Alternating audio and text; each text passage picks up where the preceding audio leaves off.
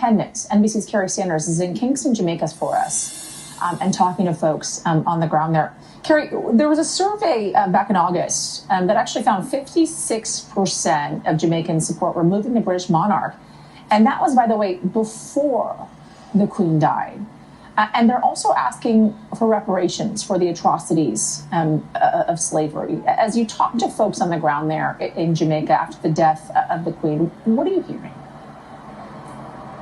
Well, you know, it's very much the local history here in the West Indies, and specifically here in Jamaica.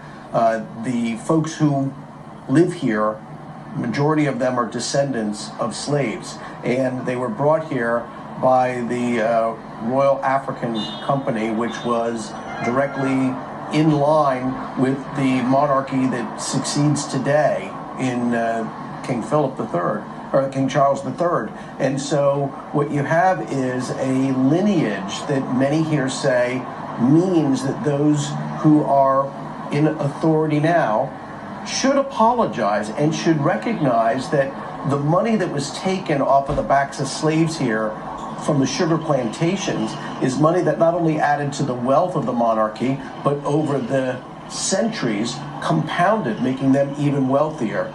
So joining us here is somebody who can talk directly to that. Introduce yourself. Well, my name is Mutabaruka. Mutabaruka, and I'm curious, first of all, how do you feel about the Queen's death? I don't have no feelings about it, you know. No feelings at all? No. Even though this is a Commonwealth nation and she was the head of state? She's the head of state of the Commonwealth nation. I am not part of the Commonwealth. I don't recognize myself as part of the Commonwealth nation, even though I'm in a Commonwealth nation. See, I'm a Rastafarian. The only king I recognize is Emperor Haile Selassie I. So let's explain a little bit about that. You are a descendant of the families that were enslaved and brought from ships. Do you know where your family descendants came from? Very difficult to say, but given what we know about Jamaica, we would say from the West Coast, which is like Ghana, Nigeria. Most of us is from Ghana, because we know about the Accra compound, and we know about the Coromantee. These are some African nations that came out and came across the ship. So when you look at the moment that we're in, after 70 years, no apology from the Queen for the enslavement, yes, and now a new king, what is your expectation, first of all, in terms of an apology? Are you expecting one? Look here, the Queen has been there for 70 years, and she has been all over the world, one of the most traveled monarch of England. And there's so much atrocity that was happening in India, in Kenya, in Southern Africa, and in the Caribbean. And she has not even recognized that her family was responsible for what is taking place, especially now what is taking place in Jamaica, because all they did was to rebrand slavery and call it colonialism.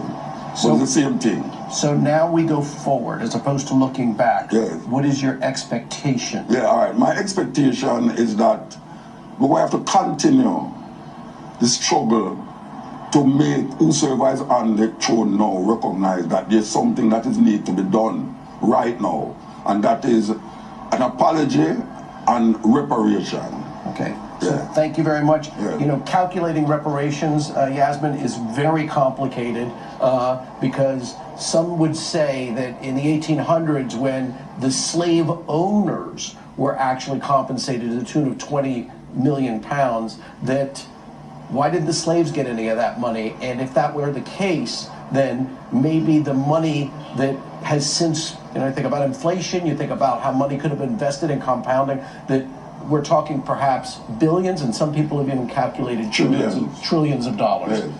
Yasmin? Carrie Sanders for us. That was a really good conversation, Carrie, and it helps me as we kind of shape the future of what is to come with King Charles now in place and the uphill battle he has ahead of him.